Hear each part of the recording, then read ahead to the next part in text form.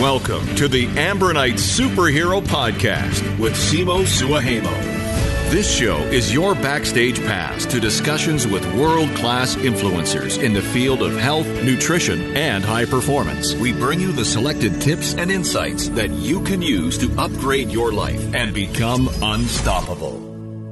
The way I usually want to start these is just to open up with a couple of just random questions. So how did you start your morning? I actually started my morning like every other morning, which is drinking about 3-4 deciliters of buttered coffee. Buttered coffee, and I have very few routines in my life, but what I have is my morning coffee, of course with good fats and stuff, and I make this quite big glass of green drink, like with lemon juice and lots of greens, and that combination, that wakes me up. Amazing. And then you might be wondering who I'm talking with, and today I'm joined in the Superhero Podcast with Riku Uski, an amazing guy, coffee superhero, entrepreneur, fellow biohacker, and inspiring figure who I had the pleasure of meeting a few years ago. And welcome to the show, Riku. Thank you, Simo. It's great honor to be here to talk with you. And we met was it 2013? Yeah, I think we were just thinking, which venue did we meet? And I think it was 2013. And I think you said Arctic Startup, which is correct, because that's where you had your coffee. Yeah, thing going on. That's true. It was Arctic 15 here in Helsinki. I think, we were serving or taking care of the coffee show, so to say, at the venue. And that's where we met. Yeah, and after that, things have evolved for both of us for quite a while. And just thinking about those days, I think the coffee scene in Helsinki and all over the world, looking at the biohacking scene, looking at the quantified self scene, it's just been growing and growing. Yeah, that's true. And I think it's fantastic. There are so many great developments in the coffee industry as well in nutrition and everything. Like things that were before just for a niche of people, it's not anymore a niche. Like there are lots of people who are interested in these things and upgrading their life, and that's like, it feels great that, hey, people are really into something, and that's great. Yeah, it's amazing stuff. So you were getting into your morning smoothie. I always love these questions. So what did you put in this morning when you were making your green smoothie? My green smoothie is actually a green juice, so it has this mixture of organic greens like wetgrass, spirulina, chlorella powder, all kind of stuff. The goodies. Then I add like half to 1 organic lemons juice. Then let me think. I tossed in MSM and some sea salt.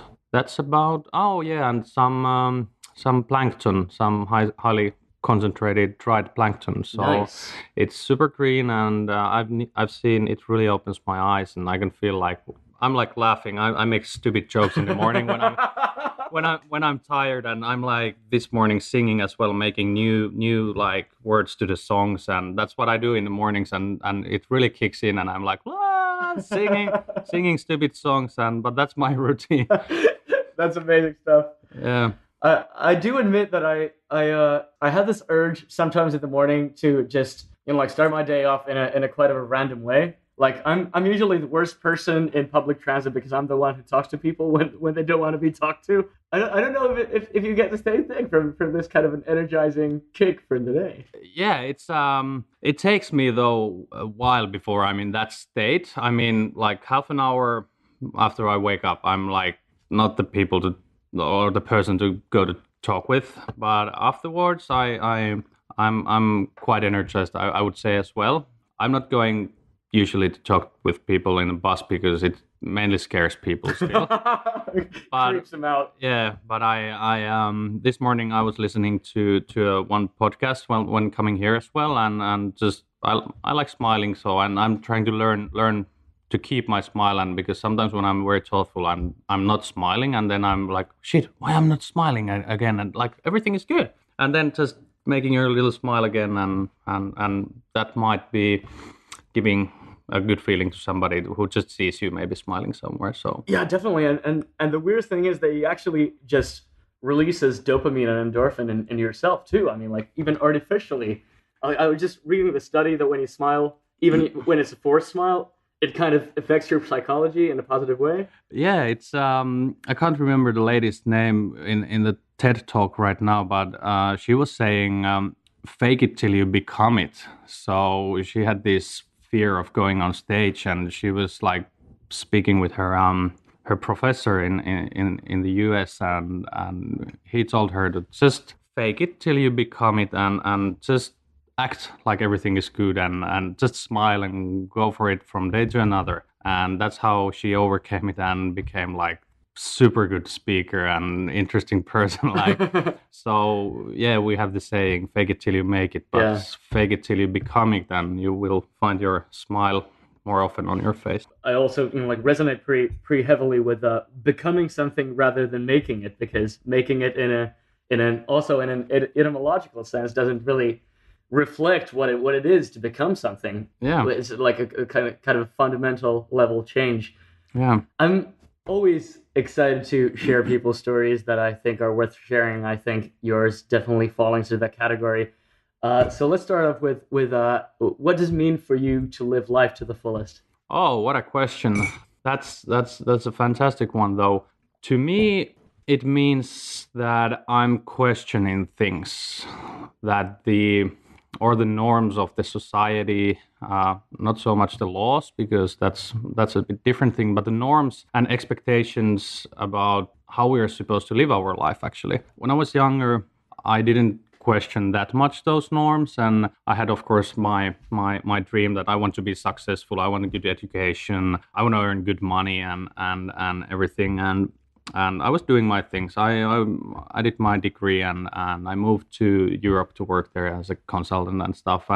But let's say during the last 10 years, I've been every year more and more starting to question things like, is this the life I'm really willing to live like for the rest of my life? Or could there be something else? Including traveling, meeting people from different cultures, tossing my 9 to 5 job, like all these things, buying a house, moving outside the town, setting up a family, getting a dog, Volvo. Like, there's nothing wrong with that. But I've found that I'm a person who has this endless interest on learning all the time and implementing those things and using myself as a lab rat to try things. And that's the life to the fullest to me, that I learn, I try, I implement them to my life. If I don't like it, I toss it. But piece by piece, I think I've found pretty good way to, like, in general, be a happy person. That's it. That's where it's at. Yeah. Did you kind of develop this way of thinking, or this yearning rather, on the way, or did your experiences abroad when you were working in Europe have some kind of an impact on that, or can you even recall, like, where did this kind of philosophy start to form from? Yeah, it started already when I was like teenager, and because I noticed that I want to do things a bit differently than most of the people, like choosing my own. Not like that I would do drastically differently things, but always adding my own angle to things. And I didn't realize it while working like 2-3 years around Europe. I didn't realize at that time, I was just doing my path to become a successful business person and whatnot. Right. The traditional framework, somewhat. Exactly, but then I actually quitted my job, like the all successful consulting, management consulting career around 2009, 2010, and that's where I first jumped to a smaller company and get more role. And then I started to connect these bits and pieces that, hey, I have actually this famous entrepreneur's blood in my veins. I want to leave a mark behind. Things started to evolve that, okay, I need to, if I want to do something significant, I need to develop something on my own and get people like with me to do that. But it still took from those years, 2010, I started my first company, which was software outsourcing company and consulting company for Finnish companies. And we had partners in Ukraine, Belarus, Russia, whatnot. And we did that for 2.5 years. And that was a great school. I invested all my savings and everything, and we finished the company, and the money went there. But I think it was a successful thing to do. That was, I think, worth one MBA degree for me, and it was not possible to stop after that.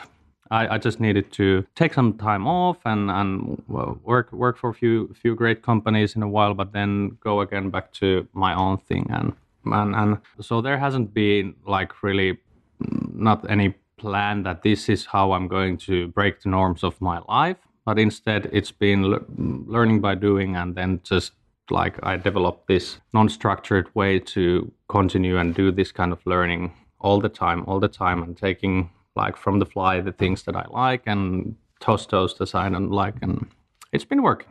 Was there an aha moment when you realized that, hey, I'll have to evolve from this management consulting job into something of your own? You were talking about creating something and getting people behind it, as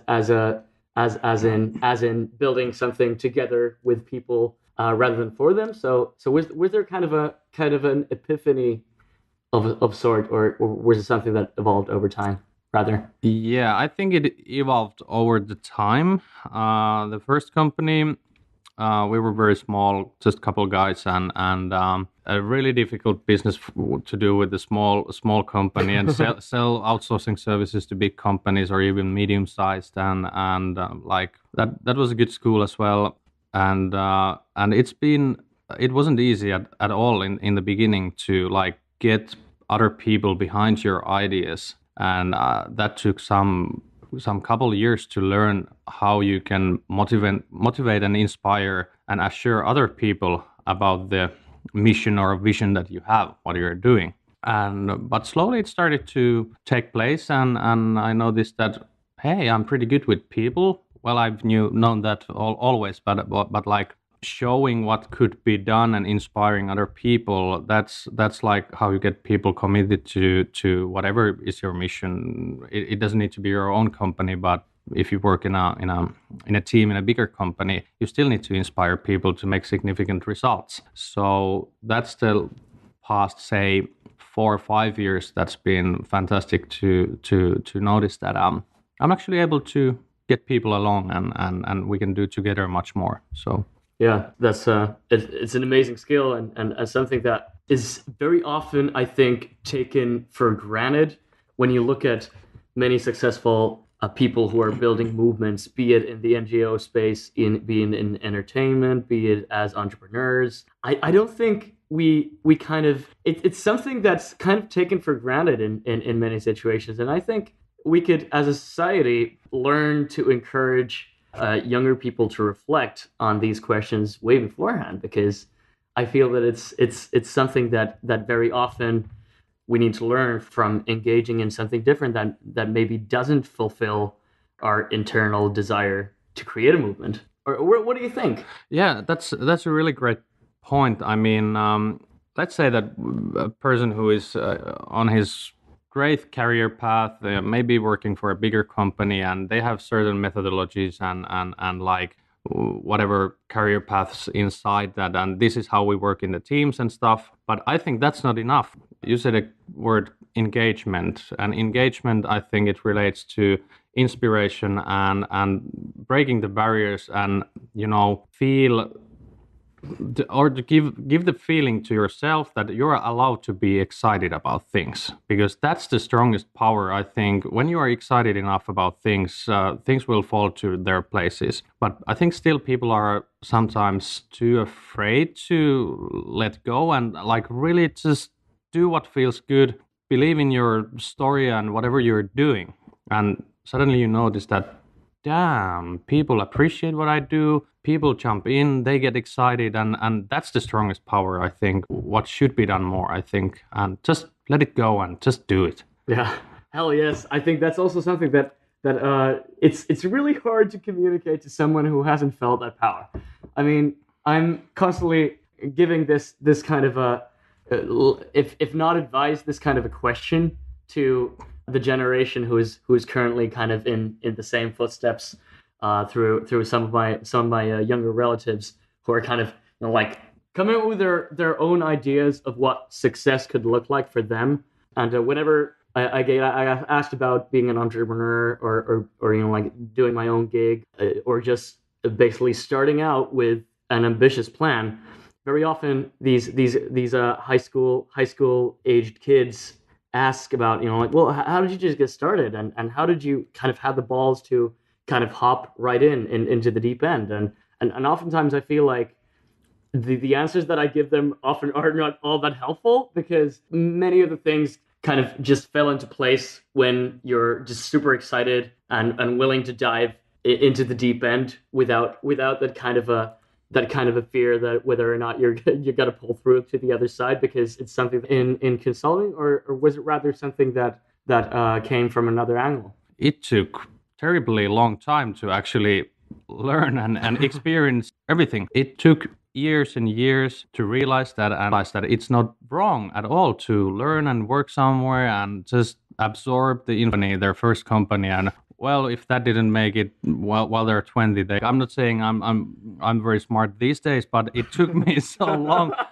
But that depends on so many things. Break through walls. Be a superhero. What kind of an influence, what kind of circle of friends, and what kind of an overall impact you draw from when you're working in San Francisco and looking at or this kind of a Kurzweil type of child prodigy that was able to compose music on the piano. It's not like life would necessarily work that way, or that innovation would necessarily work. Types of cults or the cults of the mythical. It's about, like in a larger stage, I think it's about internal drive. That's right, and kids. Man, this is golden. I mean, if this is not going to work, I just need to go and work again somewhere. If you need to go back to work somewhere and let the dust fall down, this is where you can always go back to work, and they will benefit from your knowledge and your school standpoint. I think the fact that the opportunity cost of doing something else is so high is actually that's interesting one as well. If you compare, let's say you're under your 20s and you become a successful entrepreneur and do something big already, but you might not have the, let's say, experience from the normal working life regimes and stuff. I don't know if it's which way is better in the sense. I mean, I think one great example is William Wolfram from Deal Dash. And I think he was 16 when he found the company, and now it's, I don't know what's their yearly turnover, and the bloke is like 20 now. It's massive. It's massive. He's like 20 now, and I think he just graduated from Harvard now. So, he did? Yeah. So he did it afterwards. His degree, but he's exceptional. He's very, very exceptional and a great guy, and totally a great guy too. I mean, he's just plain fun to hang around with. Yeah. It's like I've been just smiling and laughing out loud several times when I'm been following what he's been doing, and I was like, why I wasn't like him, like when I was 16. Oh, I was busy chasing girls and driving my moped. Yeah. And then also, I had the privilege of meeting William. I think it was Slush 2013 or 14, and also her sister. We were on a panel last year, and her sister Jenny Wolfram has also has a company. They're working on a brand management in Silicon Valley with Brand Bastion. Jenny Wolfram. Okay, so there must be something on their water, or yeah. I would love to ask. I would love to ask what they put in their tap water as kids, or do they have like a special breakfast or some kind of like? Yeah, probably loads of Ambronite version -1. Exactly. Early version. I think they do have some kind of a secret sauce for that. I think it's also funny because when you think about many creative industry, when you think about arts, you think about ballet, you think about these geniuses in classical music. I think there was one of my friends friends. Jan is, I think it was in Spain, and then he wants to play. And so Jan is sensing that, okay, there might be something, and turns out he's this young dude, like they've had this heritage of becoming professional musicians. The kid, fascinating to see how can something, like a spark or reincarnating into different people. And maybe some skill set like that. Okay, it's we are all entrepreneurs in our whole singing contest from the world, whatever. There are like that you can just like learn. There must be something else if you are like that good. If you are like world-class singer at the age of 12. Actually, my ancestors were composers or singers or piano players at their age, like top notch. So that's I would like to have in my blood. That I don't know, flying. I was quite, I was a, more. I did engage in sports, and I went to football practices, and what would have been drawn into something like that. Right, like nowadays, it would of course be cool to quite physical, and I've gotten to discover the skills that I've had. Inspired people is definitely a superpower on its own, but from like a magical kind of a skill set that I'm kind of. Let's not say I'm not necessarily judged during the last, say, 2 or 3 years. So I think some people just it might have something to do with that. Yeah, that's was never the best of my class or anything at school. I was too interested in too many things at the same time, and I was an average student, let's say, but I've been always like hardworking, so. The talent I lacked in some areas, I was working a little harder to actually then learn it, and I've noticed, as you said as well, for yourself, like to be good with people and in whatever conversations and seeing to other person's soul and being a heartful person, and because that carries a very, very long way, and I've noticed I'm very comfortable and I like my life when I'm living, or trying to at least live my life like that, to be kind to people and try to seek all different approaches and and see other people's approaches and their perspective as well, because then actually those things that you might be lacking skills, you still find a solution to actually take on bigger challenges that you would ever imagine, and you find the way, and you can become really, really good in many things just by being open enough and just then focusing when it's time to focus on learning those things. But I think if you are not open to learn, or if you tell yourself that I'm not good at maths or I'm not good at coding, well, you're not good at coding if you won't give yourself a chance. Yeah. If you want to learn it, you can learn it. Everybody can learn it. Dude, you can totally learn it. Yeah. You can be really good, but then there are these people who have it in the tap water or in the bloods or whatever. They are just way better with the same efforts, but that's okay. That's fantastic. Some people has that skill. I mean, I remember I was working as an SAP consultant still at my early career, and I was working on this one project here in Finland at one big company, and I was supposed to do some database coding and like really, really technical stuff. And yeah. I mean, I'm interested in technology and everything, but I've never been a coder or anything. I'm a copy-paste coder to build things, so to say. And there was sitting this other consultant next to me, and he was more technical oriented, and he was just so much faster, and we were supposed to do the same thing. So after 1 week, I went to the project leader and, hey, listen to me. Could I work with the customer and do like the definitions of the reporting and stuff, like the business driven stuff, because this guy sitting next to me, he's coding 5 times faster than me. It doesn't make any sense that I'm doing this. Right. So just realizing that as well at some point, that where you're good at and where you are not good at, and then just adjust time after time. Yeah, like the Peter Drucker, the famous Peter Drucker advice. Find your own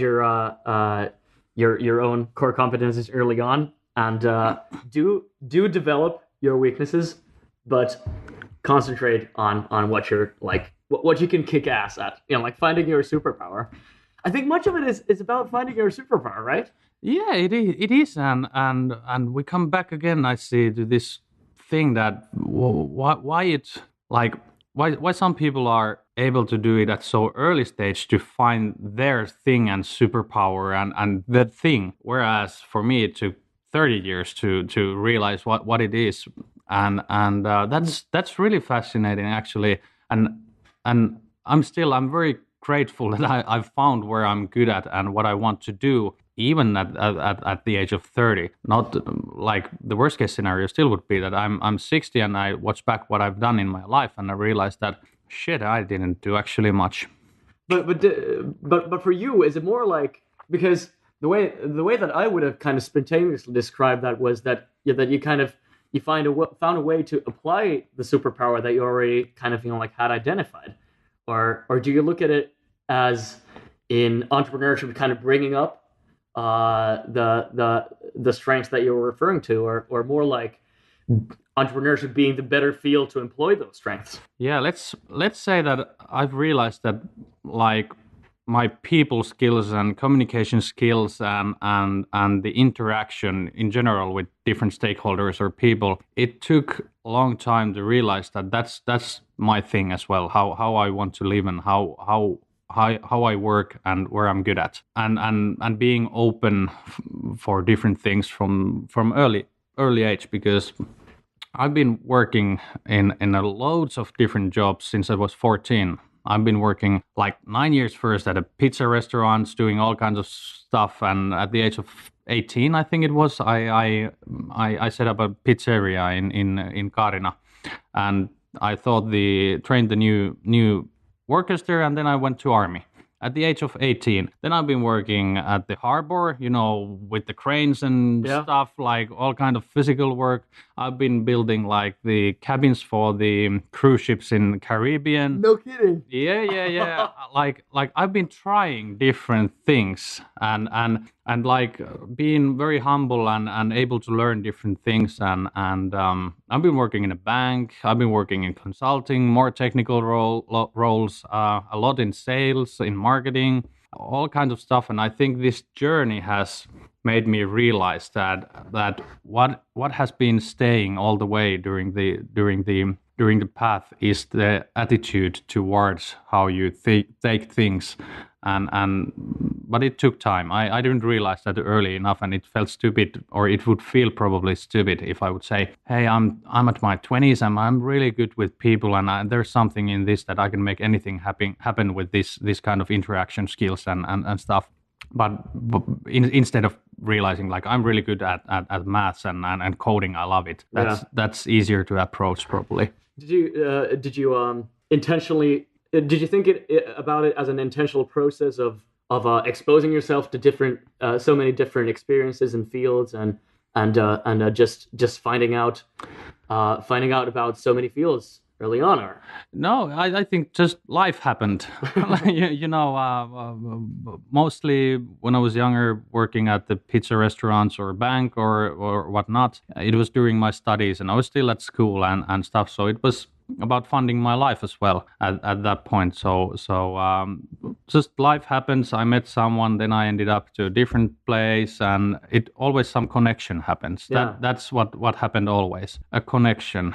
And same with my current company, different like connections through different people. Somebody knows someone, and then you know the feeling when you click really, really well with somebody. Like, definitely. Wow, what a guy, or like I want to do something with them. I don't know yet what. Yeah. It might take 1 week, it might take 1, 2, 3 years, and then something happens. But you know already by your heart that this is going to be fantastic. Yeah, it's such an energizing feeling. I get so much out of it, and I feel like the best things usually come out of those relationships. It's truly fascinating what that kind of a click effect can have on yourself and on your team and on the world around us. It's always fascinating to think about finding your strengths. But I think the superpower thing, it kind of opened up my mind about is not as much maybe choosing a superpower, but finding it, and there's definitely a process to it. I feel like it's something that very closely resembles biohacking as a concept of a series of n=1 experiments. So, like the best career advice would be to ditch all career advice and try out a bunch of stuff and see what sticks. Yeah, I fully agree, because I think that's the only way you can test different things and find your true calling and what you're good at. And people tend to like those things they are good at. So there are tons of different models and advices on like, if you do these things, you're gonna end up where I am or whatnot. But every single person is different, so it doesn't fit the other person like indefinitely. You need to just be always open to new connections, open to new ideas, and it's hard sometimes actually to balance like how you learn to realize or recognize those things that you should go with and those that you should not go with. Whatever is the method, it's a good way, I think, is to learn to kill the process if it's not working. Yeah. Fail quick if you're gonna fail.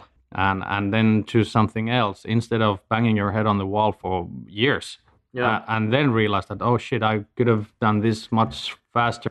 I feel like there's a lot to I mean, there's always, like kind of the risk averse way and your parents and kind of where it's kind of, like it should be the other way around. When you're young, you should take. Since I was I noticed that, like there was something going on with my brain chemistry or joining, like just creating new stuff with people. So I think that examples and as a society as a whole could encourage people to try to upload some kind of an operating system into their minds, rather than just, like give them a boost from the outside that will probably suck for you, that will probably give people the freedom to explore that side of the core.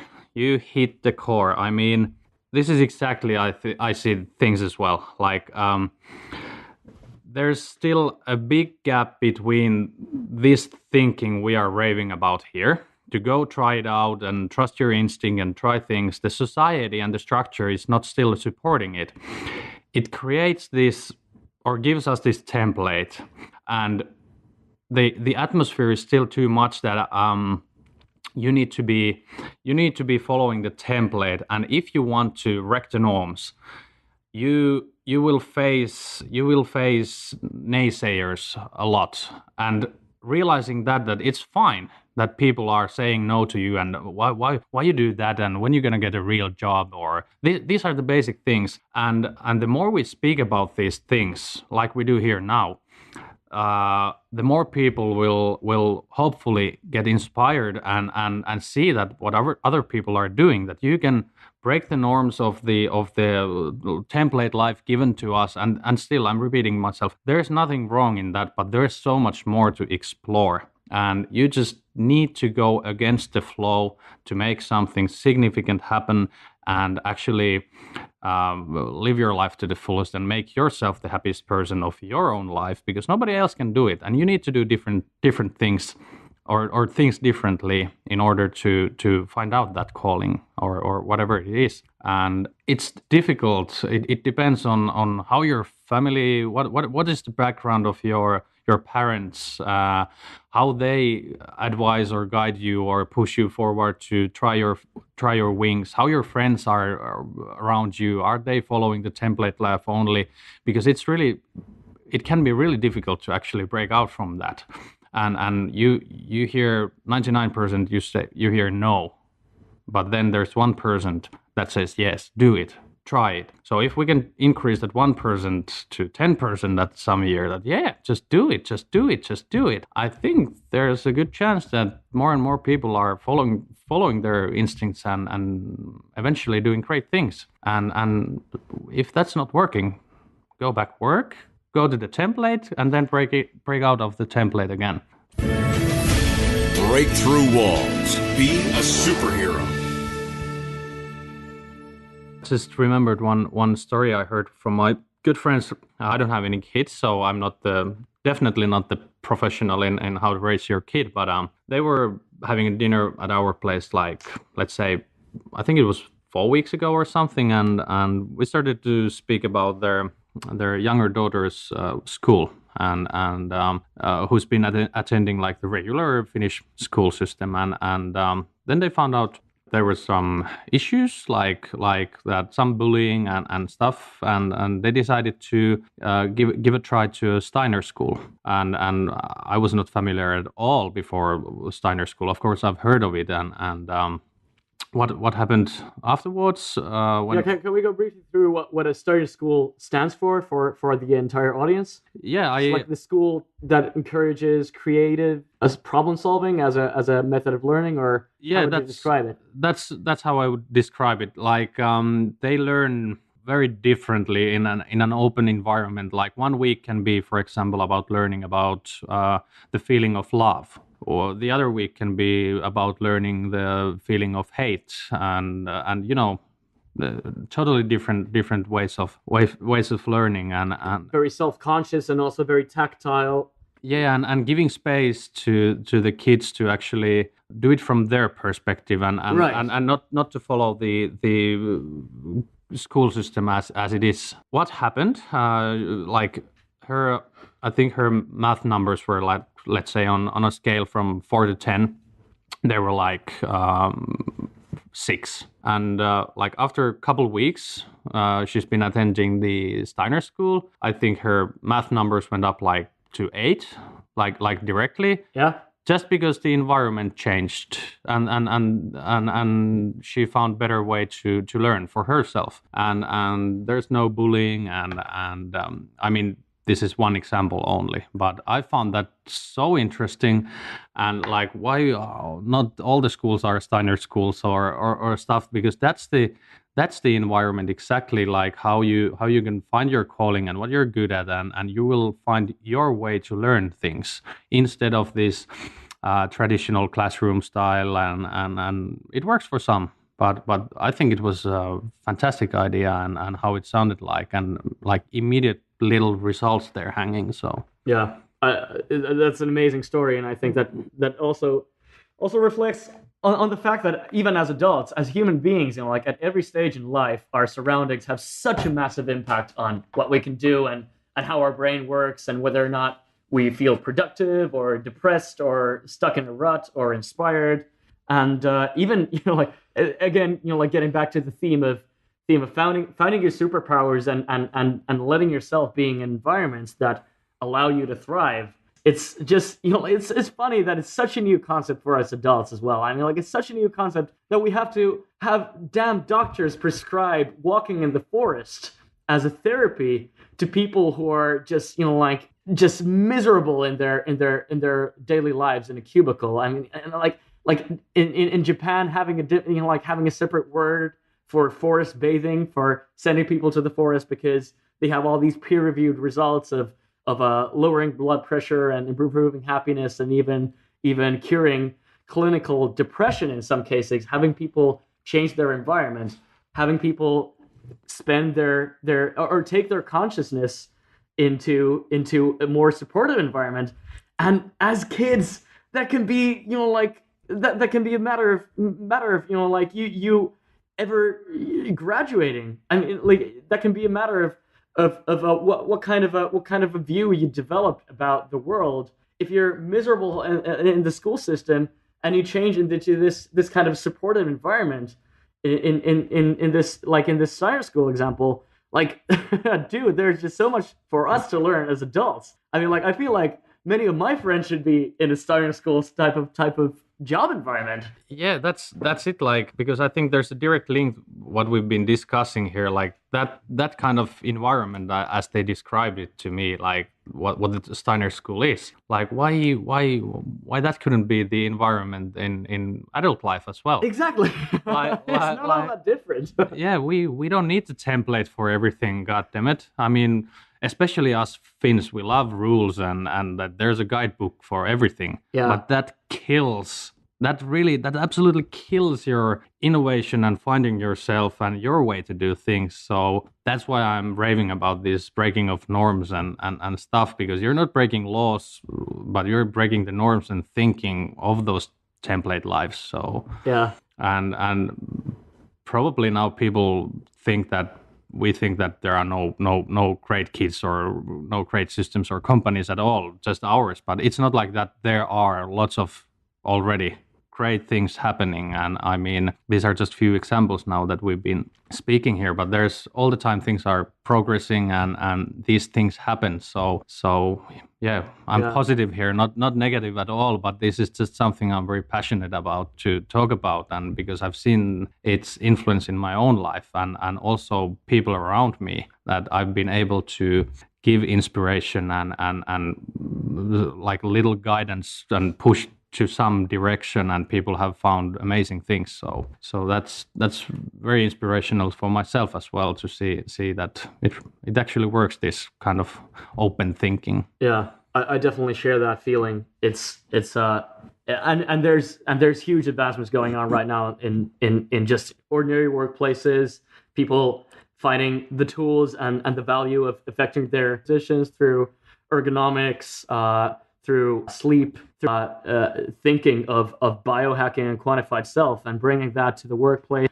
And I was studying there with the other kids, and well, this is in Central Europe. Let's remember, so they can spend all year outdoors. They eat outdoors. They change diapers outdoors. They just spend the whole day in the forest. And like I was just looking at this, like, especially I feel like, especially when you're working, connection to your surroundings, which just doesn't exist when you're in a traditional office. And like, there's so many people who enjoy working at coffee shop, everything, and there's actually an app for that you can play from your laptop, the coffee shop background noise. So I've used that. That's so fun. I think it's one of those. I don't know. MyNoise.net has a coffee shop, has an airplane, and you're like, all these ambient noise. Oh man. Oh, that's funny.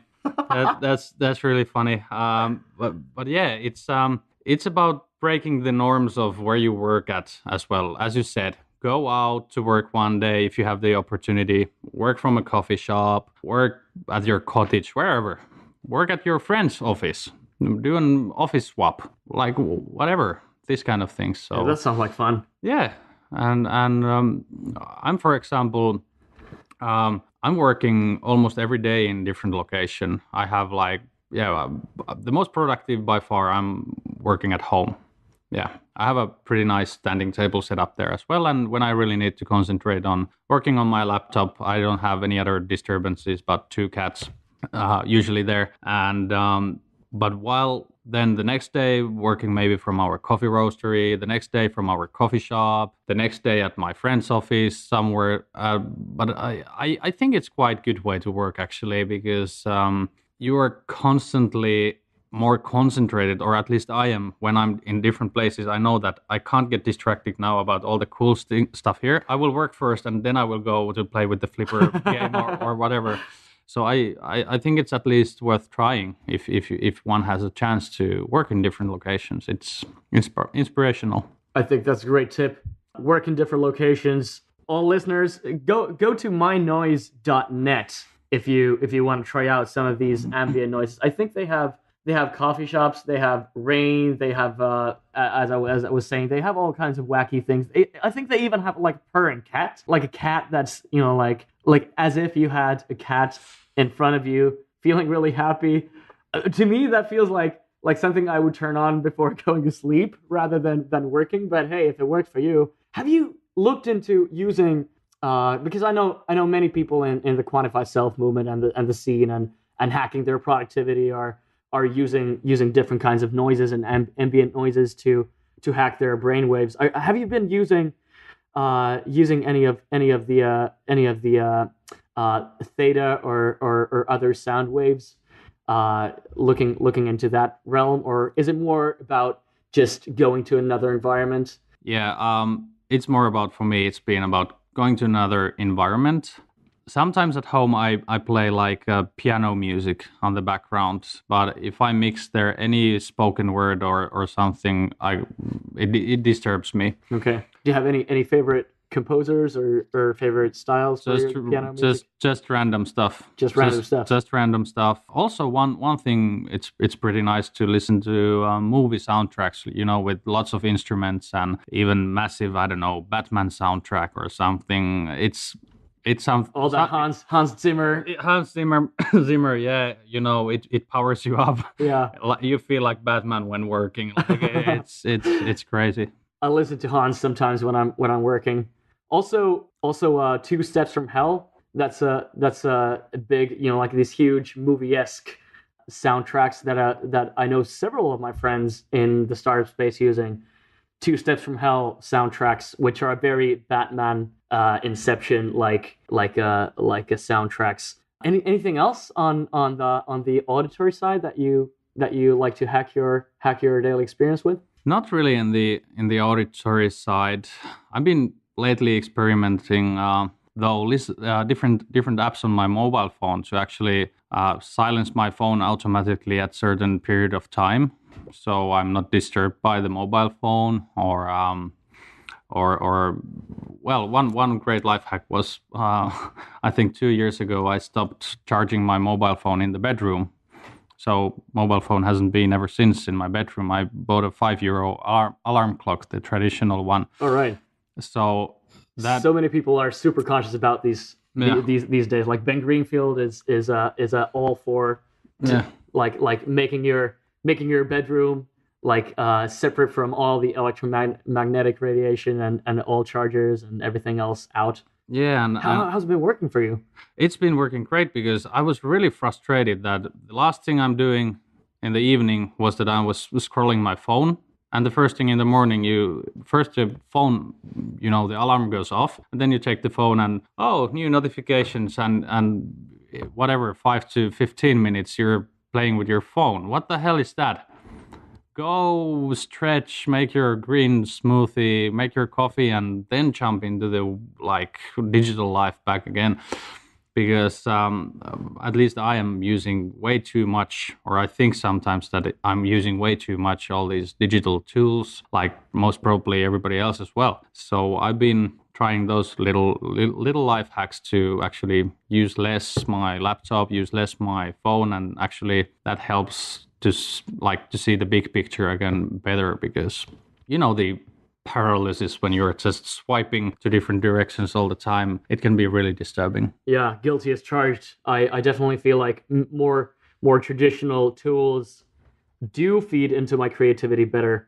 Lately I've been doing I do this from in stints from time to time. Lately I've been getting back into the gratitude diary exercise in the morning, like writing down 5 things, big and small, from the health of your friends and your relatives to the warm cup of coffee you have in your hand, or the beautiful formation of clouds that you see out the window. Like, I used to do that compulsively.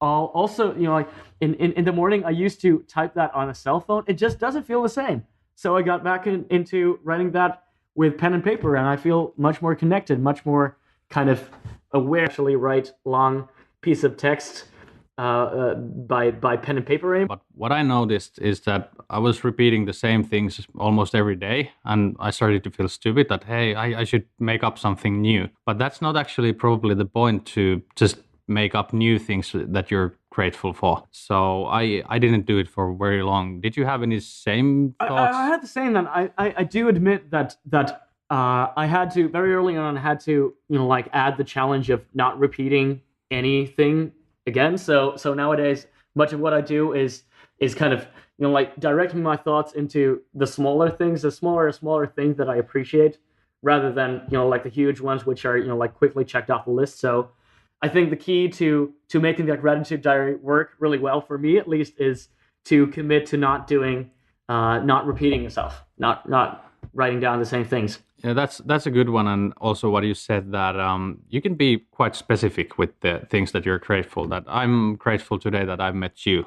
So that's very specific, and exactly. I'm not meeting you every day. So that we had this great chat here this morning. So that's something to be grateful, for example. So yeah, I should go back to my diary. Yeah, I think there's definitely value to be found in that. I also had this, at one point I was experimenting with this mindfulness app that gives you a new challenge every day. And many of those are like concentrating on the feeling on the soles of your feet, and concentrating on the feeling of how your left or how the skin above your left fingernail feels today. And those are like, whoa, that's like super specific. But when you kind of think about it, that's at the very core of the human experience, when you can really relate and connect to those small feelings and appreciate those small things. Because whenever like I'm anxious about something or super stressed out, it's just so hard to get back to the little things and to that appreciative state. I feel that these exercises have definitely helped me tackle lots of undue stress and anxiety in that realm.